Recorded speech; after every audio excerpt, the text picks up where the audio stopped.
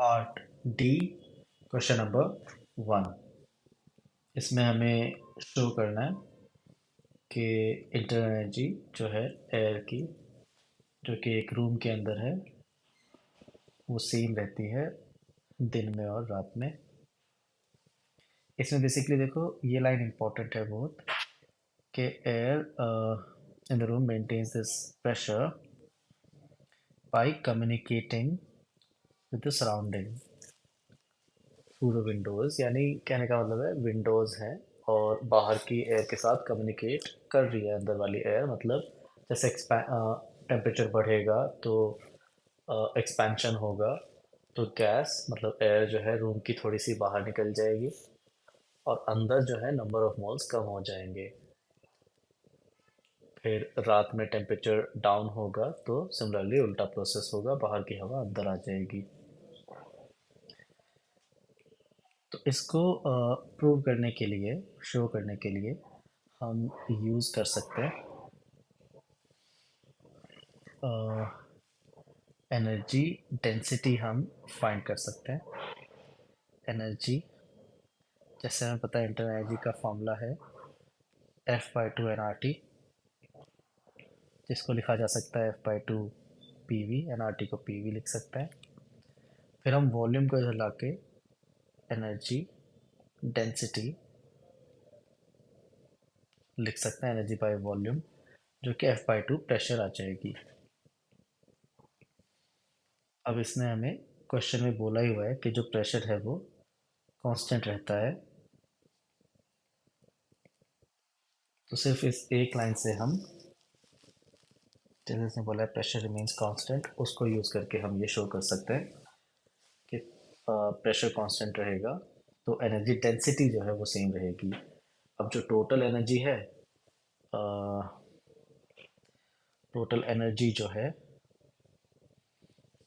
Room की, वो हो जानी चाहिए एनर्जी डेंसिटी, ये small you, into volume of room. अब वॉल्यूम ऑफ रूम भी कांस्टेंट ही रहने वाला है और एनर्जी डेंसिटी भी हम कह रहे हैं कि कांस्टेंट है, तो टोटल एनर्जी रूम के अंदर जो है वो कांस्टेंट हो जाएगी। देखो, अगर मैं इस वाले एक्सप्रेशन को भी यूज़ करूँ तो एक्चुअली में हो क्या रहा है, दिन में जैसे टेम्परेचर बढ़ रहा है तो एयर बाहर निकल जा रही है और नंबर ऑफ मोल्स एक्चुअली कम हो जा रहे हैं रूम के अंदर। तो वहाँ से ना एनर्जी कांस्टेंट रह रही है, उसको शो करने के लिए हम प्रेशर पे चले गए।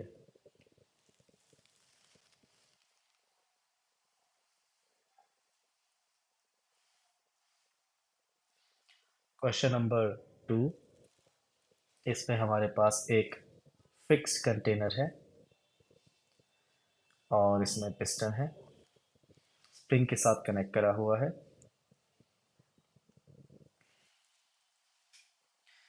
फिर इनिशियली जो है स्प्रिंग वो नेचुरल लेंथ पे है और कंटेनर बिटवीन पिस्टन एंड सर्वोल इज एल, डिस्टेंस एल दी हुई है।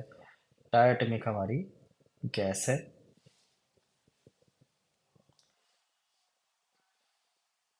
फिर जब हमने इसको एक्स से मूव किया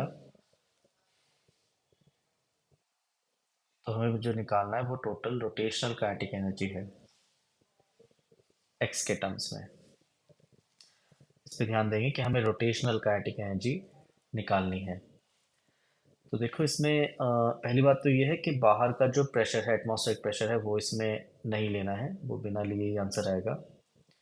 और जो फोर्स लगेगा स्प्रिंग का वो के एक्स है, और वो स्प्रिंग का फोर्स के एक्स डिस्ट्रीब्यूट हो जाएगा पूरे पिस्टन के एरिया पे जब वो गैस पे लगेगा। तो हम प्रेशर को यहाँ पर लिखेंगे फोर्स यानी के एक्स डिवाइड बाई जो पिस्टन का एरिया है, ये हमारा प्रेशर हो जाएगा। फिर इनटू वॉल्यूम। वॉल्यूम जो अब हो जाएगी वो हम पिस्टन का एरिया ए लेके और लेंथ को एल प्लस एक्स लिख देंगे। ओरिजिनली लेंथ जो है वो एल है और फिर जब ये एक्स से मूव कर जाएगा तो नई जो लेंथ है वो एल प्लस एक्स हो जाएगी। तो एरिया इंटू लेंथ करके हमारी वॉल्यूम आ जाएगी। फिर इसको हम इक्वेट करेंगे, इसकी वैल्यू जब हम फाइंड करेंगे तो ए कैंसिल हो जाएगा और ये हमारी एक्सप्रेशन आ जाएगी पीवी की। पीवी की एक्सप्रेशन आ जाएगी।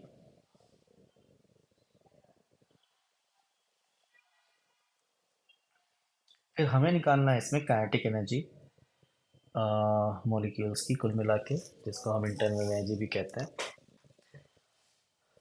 तो उसका फॉर्मूला है हमारा F/2 nRT। पर इसमें जो डिग्री ऑफ फ्रीडम होती है वो 3 ट्रांसलेशनल और 2 रोटेशनल होती हैं। हमें सिर्फ रोटेशनल वाली निकालने के लिए कहा है, तो हम बस 2 ले लेंगे डिग्री ऑफ फ्रीडम रोटेशनल वाली। और ये एक्सप्रेशन 2/2 nRT आ जाएगी। फिर हमने nRT को उठा के पीवी डालना है, nRT की वैल्यू पीवी डालनी है, और हमारी पीवी की वैल्यू जो है वो आ रखी है। तो ऐसे हमारा आंसर आ जाएगा।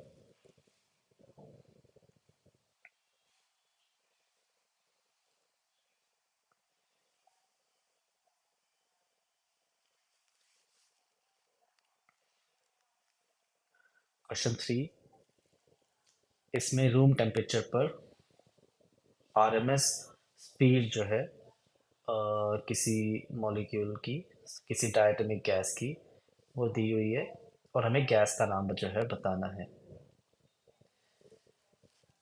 बेसिकली इसका मोलर मास हमें फाइंड करना है।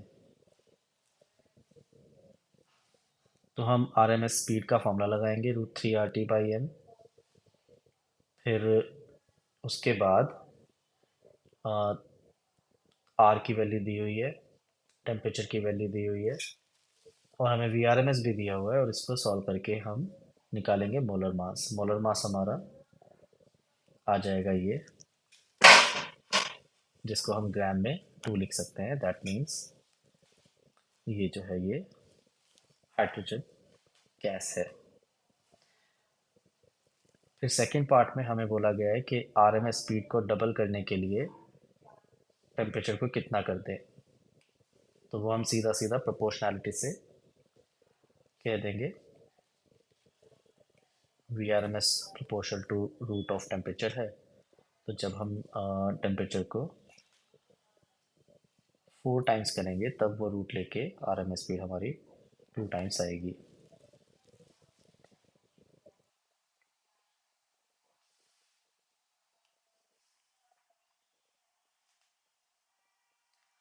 फोर्थ क्वेश्चन में हमसे एवरेज ट्रांसलेशनल काइनेटिक एनर्जी की बात करी गई है, और वो दी गई है हमें इलेक्ट्रॉन वोल्ट में। फिर कन्वर्जन भी दिया ही हुआ है इलेक्ट्रॉन वोल्ट का जूल में, और हमें टेम्परेचर बताना है एयर का। इसके लिए हम काइनेटिक एनर्जी का फॉर्मूला लिखेंगे। एक मॉलिक्यूल की एक मॉलिक्यूल की काइनेटिक एनर्जी F/2 kT है। के यहाँ पर बोल्ट्जमैन कांस्टेंट है। फिर जो डिग्री ऑफ फ्रीडम है वो फिर से 3 ट्रांसलेशनल और 2 रोटेशनल है। हमें सिर्फ ट्रांसलेशन वाली दी गई है, तो हम F की वैल्यू 3 उठा लेंगे। तो ट्रांसलेशनल वाली काइनेटिक एनर्जी 3/2 kT आ जाएगी किसी भी मॉलिक्यूल की। तो अब अ, बस हम इसकी वैल्यू डाल देंगे। 3/2, के की वैल्यू दी गई है, into T should be equal to 0.04 electron volt. उसके लिए हमने ये कन्वर्जन किया। इसको सॉल्व करके आंसर आ जाएगा।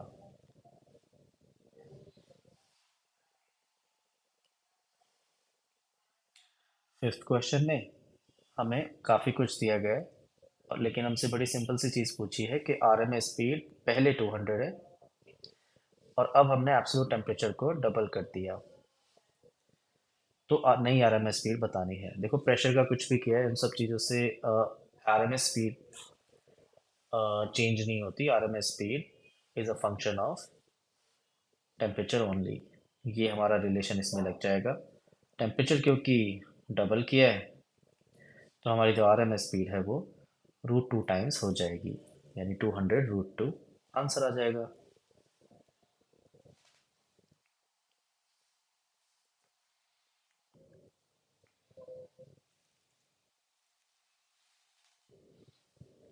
क्वेश्चन नंबर 6 एक जनरल क्वेश्चन है। इसमें बिना नंबर्स के एक तरह से हमसे डेरिवेशन कराया हुआ है।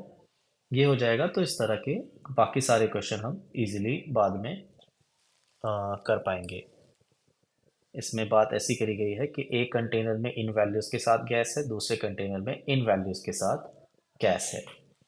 इसमें नंबर ऑफ मोल्स उनके नहीं दिए गए हैं इंडिविजुअली, तो वो हमें कैलकुलेट करने पड़ेंगे जहाँ भी हमें ज़रूरत पड़ेगी। तो किसी भी गैस का जैसे हमें नंबर ऑफ मोल निकालना है तो उसको हम P V by R T कह सकते हैं, P V is equal to N R T से। फिर हमने क्या किया, ये जो बीच में स्टॉपर लगा है इसको हटा दिया। तो बेसिकली दोनों गैस का आपस में कम्युनिकेशन करा दिया हमने।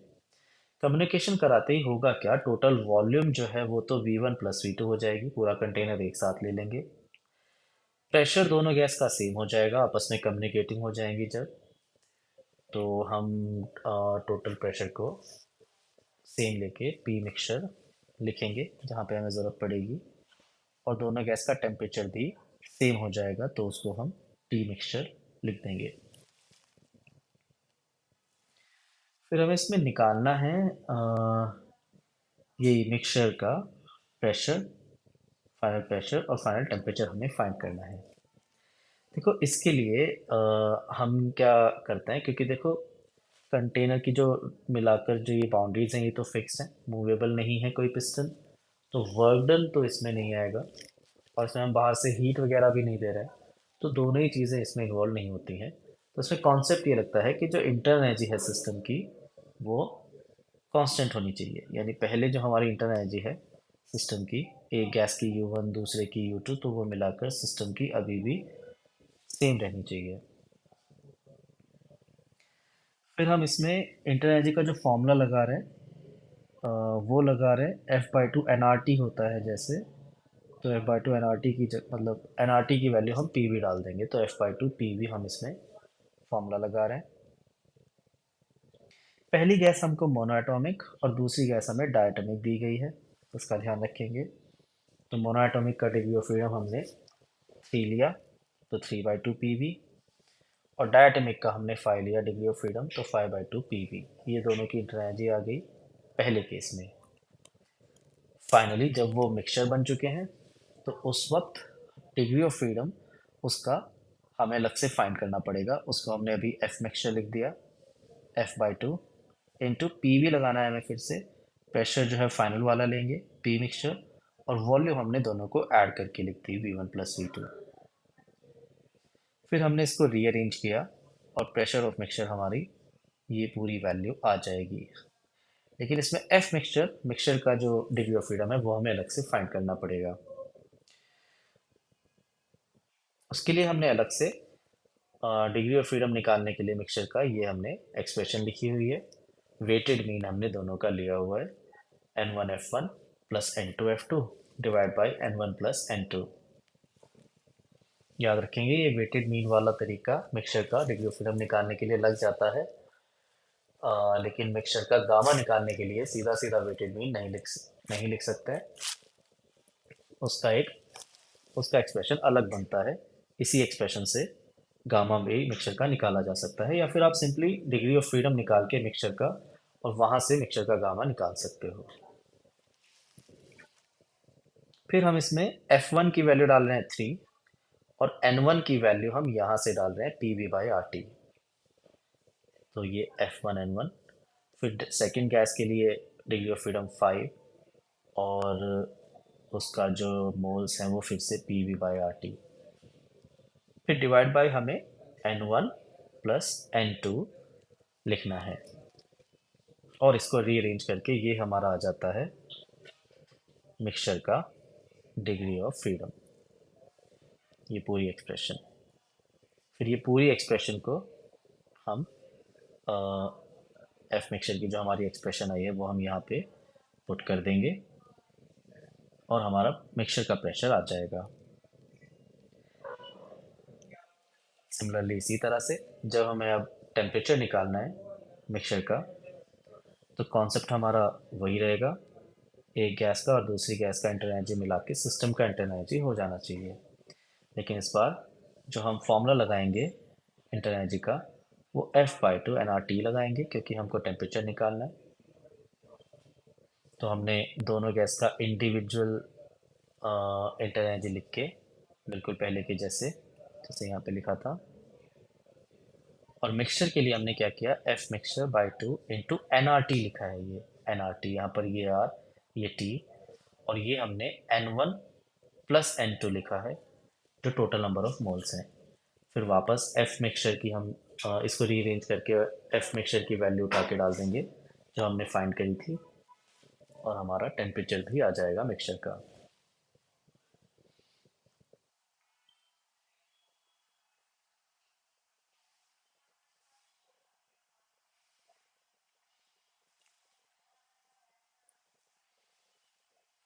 क्वेश्चन नंबर 7, पिछले ही केस का, जो हमने ये जनरल एक केस सॉल्व किया है, इसी का एक एप्लीकेशन है। इसमें बस नंबर्स दिए हुए हैं। बिल्कुल इसी तरह से ये भी क्वेश्चन होना है। इनफैक्ट इसमें एक और चीज़ आसान कर दी गई है कि हमारी डिग्री ऑफ फ्रीडम्स जो है दोनों की सेम है। अगर F1 F2 दोनों सेम है, दोनों गैस के डिग्री ऑफ फ्रीडम सेम है, तो जो मिक्सचर है उसका भी डिग्री ऑफ फ्रीडम सेम ही आ जाएगा, क्योंकि इसने कहा है दोनों में ही जो है वो मोनोएटॉमिक गैस है। फिर हमने वही लिखा, U1 plus U2 is equal to U mixture. U1 में हमने F/2 PV लिखा, फिर F/2 PV लिखा U2 के लिए, और मिक्सचर के लिए हमने प्रेशर मिक्सचर का लिया और वॉल्यूम को टोटल ले लिया। यहाँ से हमारा प्रेशर, मिक्सचर का प्रेशर का एक एक्सप्रेशन आ गया। इसमें आप वैल्यू पुटिंग करके कैलकुलेट कर सकते हो। फिर जब हमें टेम्परेचर निकालना है मिक्सचर का, तो फिर से हमने वही लिखा, U1 plus U2 is equal to, U system लिखना है हमें, दैट इज F/2, और N ये नंबर ऑफ मोल्स हैं जो कि N1 प्लस N2 लिखे हैं, इंटू RT। फिर रीअरेंज करके ये एक्सप्रेशन हमारी टेम्परेचर ऑफ मिक्सचर की आ जाएगी।